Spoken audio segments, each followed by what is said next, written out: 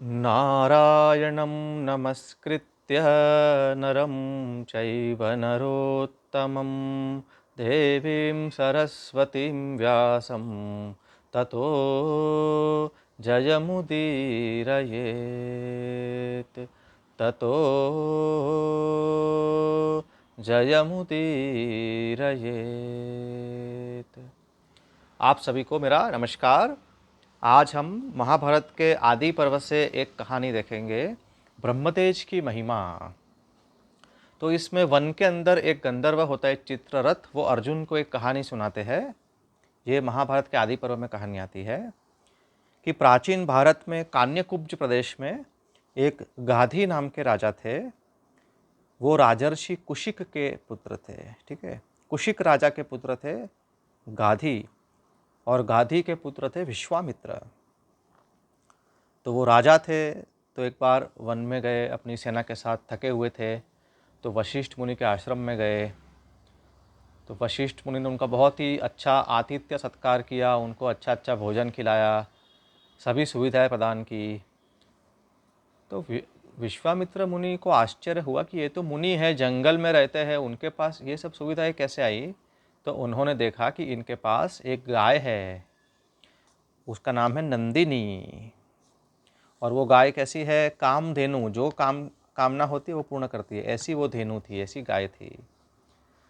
तो विश्वामित्र मुनि ने कहा कि हे राजन, हे मुनि, ये गाय नंदिनी आप मुझे दे दीजिए, इसके बदले में मैं आपको 1 अर्बुद 10 करोड़ गाय देता हूँ, या आप चाहे तो मेरा राज्य भी ले लीजिए, लेकिन ये गाय आप मुझे दे दो।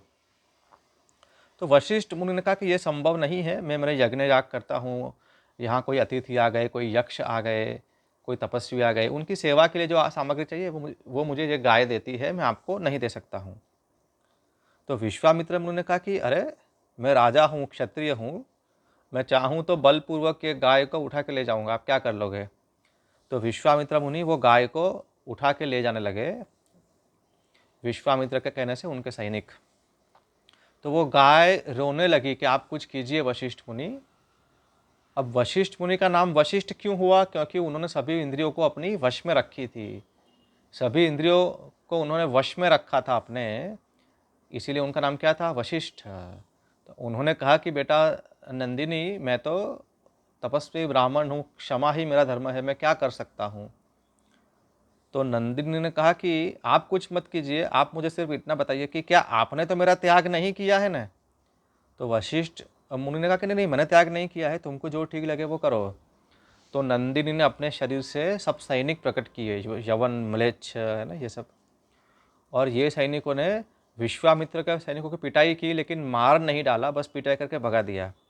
तो विश्वामित्र मुनि को बहुत ग्लानि हुई कि अरे, मेरा पूरा क्षत्रिय तेज भी ये वशिष्ठ मुनि का जो ब्राह्मण का तेज है ना, उसके आगे चला नहीं। मेरे क्षात्र तेज से ऊपर है कोई तेज, ये उनको पता चला, और वो क्या है, ब्रह्म तेज। ये कहानी वाल्मीकि रामायण में भी आती है।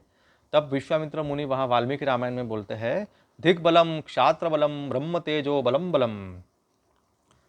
लोग क्या सोचते हैं, अरे ये ब्राह्मण है, इसके पास तो कुछ नहीं है, ये क्या कर सकता है। नहीं, जो ब्राह्मण की शक्ति है, तेज, वो सबसे ज़्यादा है। ठीक है, एक बार तो विश्वामित्र मुनि ने ब्रह्मास्त्र डाल दिया, तो फेंका, तो वशिष्ठ मुनि ने सिर्फ अपनी एक दंड जो होता है, वो दंड से ब्रह्मास्त्र को रोक दिया, उसको ब्रह्मदंड बोलते हैं।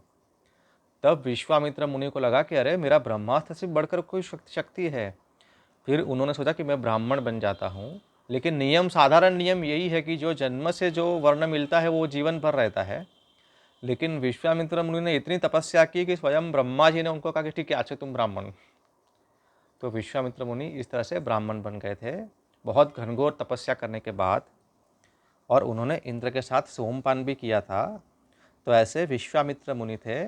ठीक है, तो आज हमने देखा कि ब्रह्मतेज की क्या महिमा है। ठीक है, नारायण।